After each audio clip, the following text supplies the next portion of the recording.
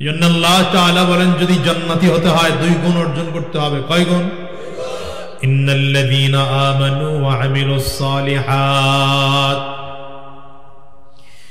ইন্নাল্লাযীনা আমানু ওয়া আমিলুস সালিহাত লাহুম জান্নাতুন তাজরি মিন তাহতিহাল আনহার যালিকাল ফাওজুল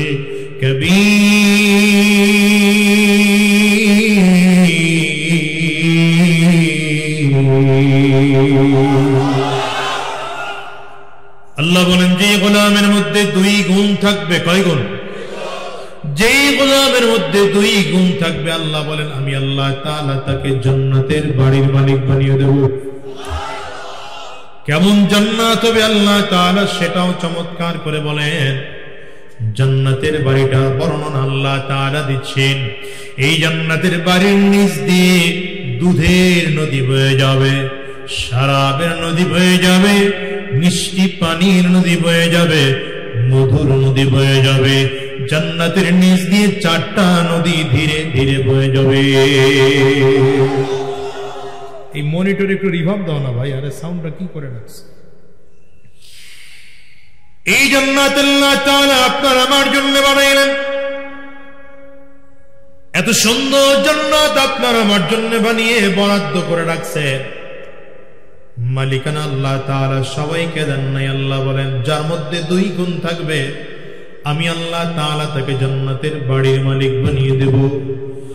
1 নম্বর গুণ হচ্ছে যার মধ্যে ঈমান থাকবে। বলেন কি থাকবে? আওয়াজ করে জোরে বলেন, আঙ্গুলটা উঁচা করে বলেন। 1 নম্বর যার মধ্যে ঈমান থাকবে, 2 নম্বর নেক আমল থাকবে।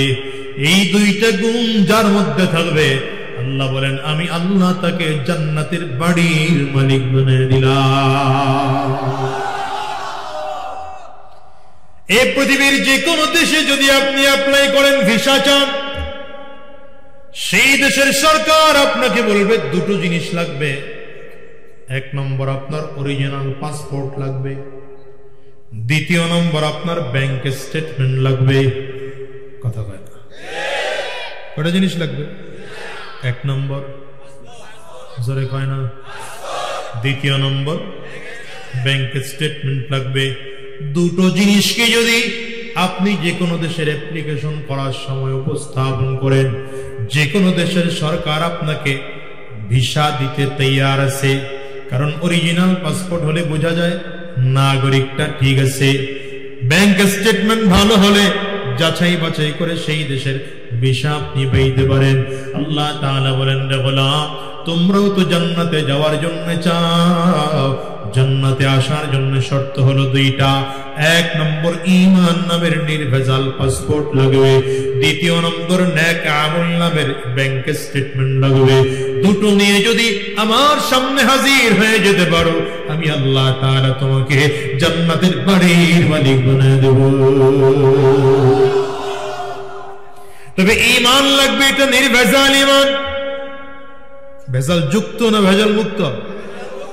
বিদআত মুক্ত ঈমান লাগবে, শিরক মুক্ত ঈমান লাগবে, ভেজাল মুক্ত ঈমান লাগবে। যে ঈমানের মধ্যে কোনো ছিদ্র থাকতে পারবে না। কথা বলে না? আমাদের দেশের মানুষ আল্লাহকেও মানে আবার পীরের কাছে মাজারে গিয়াও সাজদা দেয়।